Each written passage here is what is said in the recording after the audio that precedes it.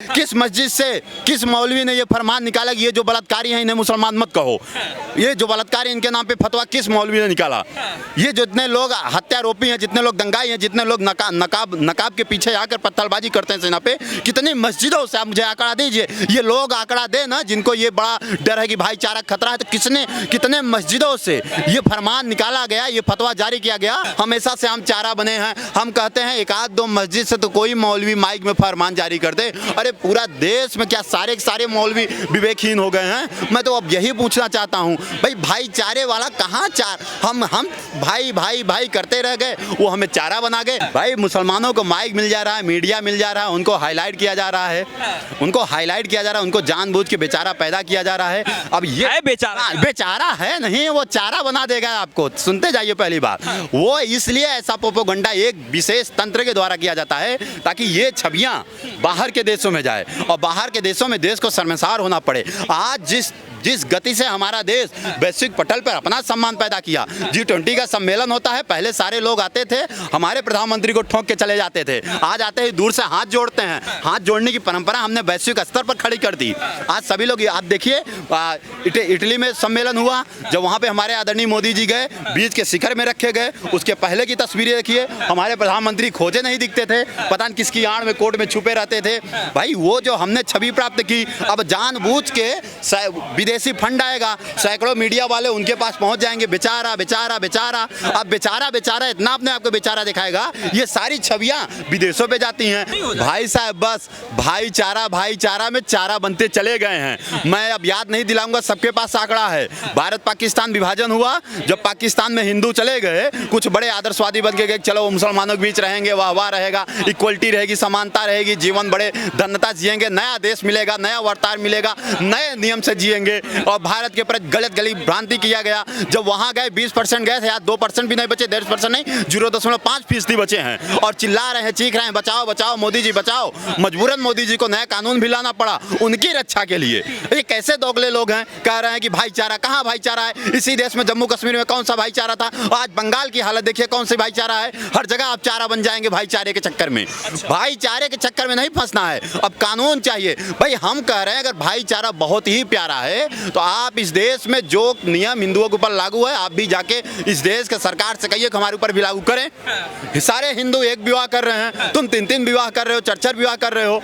अब 3 तलाक लाया गया तो उसपे भी तुमको आपत्ति। कहाँ भाईचारा है? हम मानवता और धर्म की बात करते जाएं, तुम तलवार लेकर आओ और गर्दन काटते चले जाओ। ऐसे भाईचारा नहीं चलेगा। देखिए ये टारगेट नहीं किया जा रहा है, लेकिन सत्यता से अवगत कराया जा रहा है। जम्मू कश्मीर कैसे भूल सकते हैं? केरल की स्टोरियां कैसे भूल सकते हैं? गुजरात में जब ट्रेन फूंकी जाती है कैसे भूल सकते हैं? पंजाब में जब हमारी ट्रेन भर के आते थे, लथपथ आते थे खून से लहास से, आप कैसे भूल सकते हैं? कहाँ गया भाईचारा भाई? हर जगह आप चारा ही बने हैं और आपको चल लिया गया है। योगी सरकार की छवि ऐसी रही है। आप देखिए योगी जी एक बड़ा चेहरा है, आने वाले समय में वो देश की कुर्सी पे बैठेंगे प्रधानमंत्री के रूप में, इसलिए बार बार योगी जी को टारगेट किया जा रहा है। ये योगी जी का निर्णय कहाँ गंदा है? मैं कह रहा हूँ, आप माइक लेके मुझसे सवाल पूछ रहे हैं, अब अगर कोई आके बोले आप अपना यूट्यूब चैनल इसमें लिखा दो, आप लिखाएंगे? क्या दिक्कत है? तो मैंने क्या गलत, भाई योगी जी ने क्या गलत किया? अगर उत्तर प्रदेश में ये नियम लागू हो गया, ये फैसला, ये फरमान आ गया, तो क्या दिक्कत है भाई? और मैं तो खुशी अपना नाम लिखूंगा।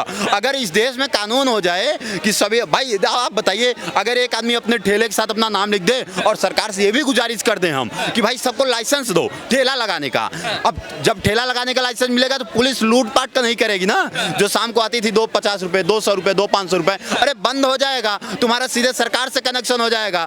तुम्हारी तुम देश की आर्थिक व्यवस्था में हस्तक्षेप करोगे, तुम्हारा अधिकार बढ़ेगा। क्या मूर्खता! ये नेताओं के चक्कर में फंसे हैं। एक कोई पप्पू टाइप का व्यक्ति है, पता नहीं किसको पप्पू कहते हैं इस देश में, वो पहुंचा दिया मोहब्बत की दुकान। अरे काहे की मोहब्बत की दुकान? प्रयागराज में 7 मुस्लिम लड़कों ने एक ब्राह्मण लड़की का, हिंदू लड़की का बलात्कार कर दिया प्रयागराज कुराओं में। मैं आपको बता रहा हूँ, 4 दिन पहले की केस है। कहाँ गया भाईचारा? हो गई ना लड़की चारा? मित्रता की थी, बोली कि सारे अब्दुल एक जैसे नहीं होते, हो गए प्रयागराज में सारे अब्दुल एक जैसे।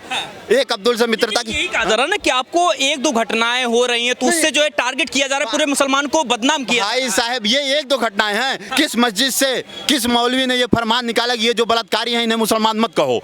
ये जो बलात्कारी इनके नाम पे फतवा किस मौलवी ने निकाला? ये जितने लोग हत्यारोपी हैं, जितने लोग दंगाई हैं, जितने लोग नकाब के पीछे आकर पत्थरबाजी करते हैं सेना पे, कितनी मस्जिदों से आप मुझे आंकड़ा दीजिए। ये लोग आंकड़ा दे ना, जिनको ये बड़ा डर है कि भाईचारा खतरा है, तो कितने मस्जिदों से ये फरमान निकाला गया, ये फतवा जारी किया गया कि जो पत्थरबाज हैं, जो दंगाई हैं, जो बलात्कारी हैं, जो ये देश में अनेक प्रकार की गतिविधियां, गाय का, भाई आप बताइए हिमाचल प्रदेश में गाय का सिर काट के लिखते हो कि लो, और यहाँ छोड़ो यार भाईचारा। आप सबको पता है कि गाय हिंदुओं के लिए पवित्र है। यही राजस्थान में 3 मुस्लिम युवकों ने गाय के साथ अब क्या बताएं, नहीं बोलना चाहिए, आप समझ लीजिए, डांट लगा दीजिएगा। करने के बाद वीडियो जारी करके करें लो हिंदू तुम्हारी माँ दस कर दिए। ये भाईचारा है, ये शब्द है उनके। और कितने मस्जिद से उनके खिलाफ निकाले गए।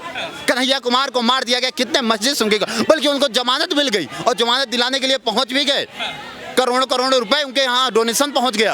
ये भाई चिंता मत करो ना। नहीं, मैं पूछता हूँ, देखिए आपके सवाल जायज़ हैं, यहाँ भाईचारे का सवाल ही नहीं है। हमेशा से हम चारा बने हैं। हम कहते हैं एक आध दो मस्जिद से तो कोई मौलवी माइक में फरमान जारी कर दे। अरे पूरा देश में क्या सारे के सारे मौलवी विवेकहीन हो गए हैं? मैं तो अब यही पूछना चाहता हूँ, भाई भाईचारे वाला कहाँ हम भाई भाई भाई करते रह गए, वो हमें चारा बना गए। हाँ, सुप्रीम कोर्ट, ये वही सुप्रीम कोर्ट है। जम्मू कश्मीर में इसकी आंखें बंद हो जाती है, बांग्लादेश में इसकी आंखें बंद हो जाती है, केरला में इसकी आंखें बंद हो जाती है, हिमाचल प्रदेश में गाय को काटा जाता है, इसकी आंखें बंद हो जाती हैं। और आप वहाँ छोड़िए, हरियाणा से जब गाय लद जाती हैं तो इसकी आंखें बंद हो जाती है। बंगाल से जब हमारे ही प्रदेशों में इन्हें पूरा नागालैंड आप देखिए, पूरा पूर्वोत्तर भारत देखिए कब्जा होता चला जा रहा है, ये सुप्रीम कोर्ट की आंखें बंद हो जाती है। सुप्रीम कोर्ट पे तो हंसी आती है, तुम केवल बैठे हो, केवल भाईचारा पैदा करते रहो। इसी सुप्रीम कोर्ट की आंखें कहाँ गई थी जब जम्मू कश्मीर में ये हालात पैदा हुए थे, पलायन करने पे मजबूर हुए थे, खड़े सड़े आम लड़कियों को नग्न करके तलवारों से काट दिया जाता था,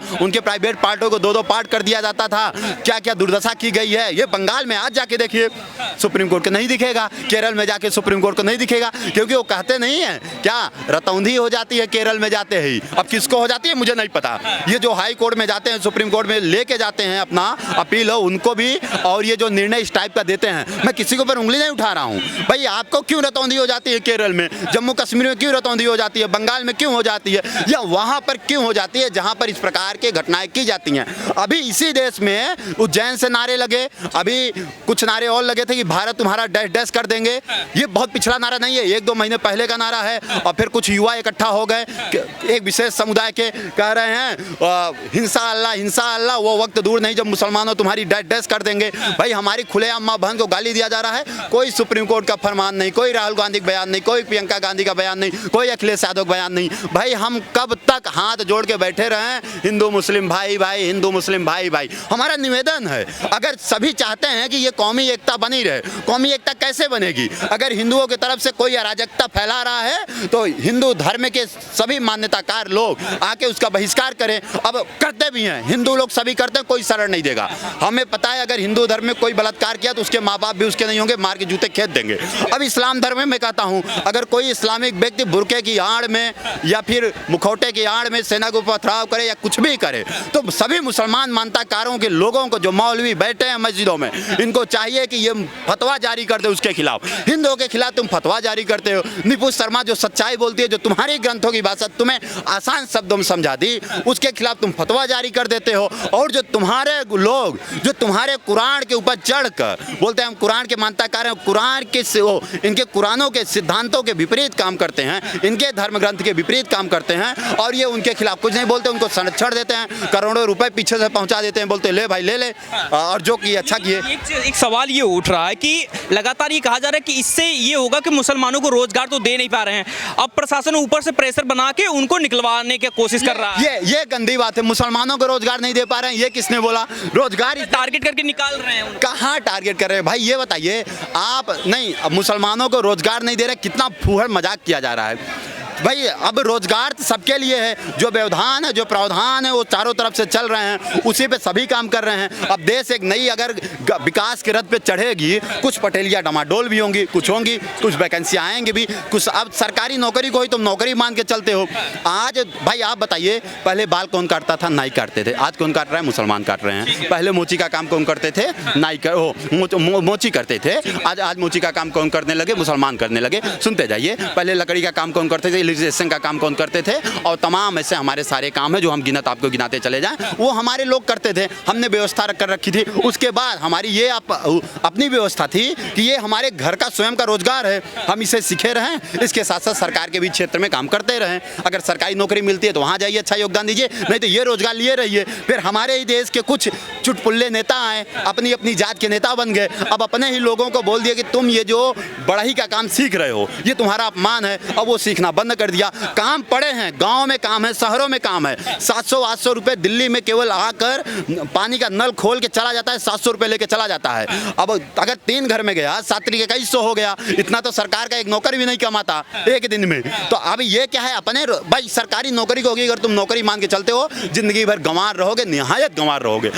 अभी मैं एक यूट्यूब के लड़के को देख रहा था, महीने का 35 लाख रुपए टर्नओवर कटा है, अपने दक्षिण भारत का है। सोचिए, यूट्यूब से कमा रहे हैं। अब आप अगर अपना चालू किए हैं, स्वावलंबी हैं, अगर आप बैठे रहे कि नहीं जब तक हमें आज तक मौका नहीं देगा तभी तक हम रिपोर्टिंग करेंगे, नहीं करेंगे, तो आप भी जिंदगी में बेरोजगार ही रहेंगे। आपने अपना माइक उठाया, अपना कैमरा उठाया, अपने साथ लोगों को रखा, जिनको रखा है इनको रोजगार आप खुद दे रहे हैं। तो इस देश में स्वावलंबन पैदा करिए ना, आप भिखारी बना रहे हैं। अब आई मुसलमानों की बात, सारे मुसलमान स्वावलंबी हैं, अपना कर्म कर रहे हैं, सारे हिंदू स्वावलंबी अपना कर्म कर रहे हैं। कोई किसी से कुछ मांगने नहीं जा रहा है। रोजगार के लिए वही बैठे हैं जिनके अंदर प्रतिभा की कमी है। इस देश में रोजगार की कमी नहीं है। कर्म करते हैं, हम भी तो कर्म करते हैं, हम आपके सामने हैं। रोजगार का सिकवा रोएं एक भी दिन रोजगार का आलापे, और ये भी कहते हैं सरकार की नौकरी नहीं करेंगे, हम सरकार के भरोसे नहीं बैठेंगे। एक चीज हम आपसे टारगेट नहीं किया जा रहा। चीज हम आपसे ये जानना चाहें कि जिस तरीके के जो सवाल उठाए जा रहे हैं, योगी सरकार पे लगातार सवाल उठाया जा रहा है, आपको हिंदू नहीं सवाल उठा रहा है, सिख नहीं उठा रहा, ईसाई नहीं उठा रहा, लेकिन मुसलमान उठा रहे हैं सवाल, या पीड़ित अपने आप को दिखा रहे हैं, तो वाकई में तो कुछ तो समझ नहीं, ये बहुत बड़ा चाल है भाई। मुसलमानों को माइक मिल जा रहा है, मीडिया मिल जा रहा है, उनको हाईलाइट किया जा रहा है,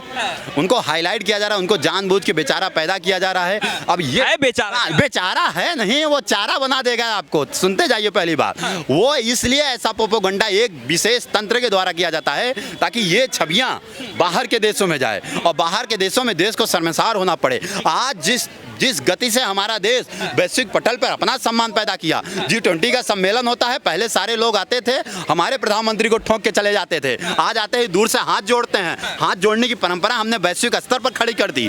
आज सभी लोग, आप देखिए इटली में सम्मेलन हुआ, जब वहाँ पे हमारे आदरणीय मोदी जी गए, बीच के शिखर में रखे गए, उसके पहले की तस्वीरें देखिए, हमारे प्रधानमंत्री खोजे नहीं दिखते थे, पता नहीं किसकी आड़ में कोर्ट में छुपे रहते थे। भाई वो जो हमने छवि प्राप्त की, अब जानबूझ के विदेशी फंड आएगा, सैकड़ों मीडिया वाले उनके पास पहुंच जाएंगे, बेचारा बेचारा बेचारा। अब बेचारा बेचारा इतना अपने आप को बेचारा दिखाएगा, ये सारी छवियां विदेशों पे जाती हैं। और सबसे बड़ी बात, एक जर्मन में बैठा है और यहाँ भारत में पता कौन कौन कर रहा था, जर्मन कुत्ता है, मुझे तो नहीं पता कौन कुत्ता है, लेकिन मैंने सुना है एक जर्मन में बैठ के कह रहा था भारत को हाईवे की क्या आवश्यकता है। आप बताइए, भारत में हाईवे की आवश्यकता नहीं है। और देखिए, इतना बैल बुद्धि व्यक्ति कह रहा है भारत में हाईवे में केवल अमीर चलते हैं, गरीबों का कोई काम नहीं। अब अगर ऐसे ऐसे व्यक्ति भारत को ज्ञान देंगे, भारत को वैश्विक स्तर पर जाके परिभाषित कराएंगे, तो भाई हम तो कहते हैं ऐसे व्यक्तियों को आप भूल जाइए, ये बेचारे नहीं है, ये बने बेचारे हैं, ये आपको चारा बना के खा जाएंगे। वो दौर दूर नहीं है जब आपको बड़ी समस्या हो जाएंगी। असम के मुख्यमंत्री क्यों परेशान हैं कि जो आबादी 10% थी, आज 40% हो गई। मतलब समझ रहे हैं, केवल 20 साल 10 साल और रुक जाइए, वो आबादी 60% हो जाएगी, फिर उनका मुख्यमंत्री बैठ जाएगा। फिर असम में सारा घुसपैठिए बांग्लादेश से और आपके बगल के पड़ोसी राज्यों से जब घुसेरे जाएंगे तब देखिएगा। नहीं, देखिए इनका चक्र देखिए, हम ऐसे नहीं तो वैसे लड़ेंगे। अब ये प्रत्यक्ष नहीं लड़ रहे हैं क्योंकि इन्हें पता है मोदी और योगी बैठे हैं, तो ये अप्रत्यक्ष लड़ रहे हैं। जनसंख्या विस्फोट हो रहा है। भाई आप बताइए, अगर हम जनसंख्या पे नियंत्रण करना चाहते हैं, हम इस देश में कानून लाना चाहते हैं और समान कानून संहिता लाना चाहते हैं, बाबा साहब ने जवाहरलाल नेहरू से लड़ गए थे, इसीलिए इस्तीफा भी दे दिए थे। सबको पता है, ये इस देश में गंवारों को नहीं पता है, लेकिन पढ़े लिखे लोगों को पता है। जवाहरलाल नेहरू और बाबा साहब की बहस हो गई, वो बोले इस देश में एक कानून संहिता रहेगी। जवाहरलाल नेहरू बोलू नहीं यार ऐसे कैसे हो सकता है, नेहरू अपने जोश में थे, बाबा साहब बोले चल हट तेरी ये कानून मंत्री का पद, छोड़ के चले आए थे बाहर। तो बाबा साहब के सपने को साकार करने के लिए आदरणीय नरेंद्र मोदी जी आए हैं और समान कानून यही तो कहा जाता है योगी मोदी जो है मुसलमानों के खिलाफ हैं, दलितों के खिलाफ हैं, सबके खिलाफ तो वही है। नहीं आप बताइए, अगर इस देश में समान कानून संहिता लाना और जनसंख्या बिल लाना मुसलमानों के खिलाफ होना है, तब तो बाबा साहेब संविधान के रचयिता भी मुसलमानों के खिलाफ थे। आप टैग चलाइएगा कि बाबा साहेब मुसलमानों के विरोधी थे। क्यों? क्योंकि जो काम मोदी कर रहे हैं, जो काम योगी कर रहे हैं, यही बाबा साहेब अम्बेडकर भी चाहते थे। आप टैग चलाइएगा, बार बार कोट कर रहा हूँ, चलाइएगा। क्या अम्बेडकर जी मुसलमान विरोधी थे?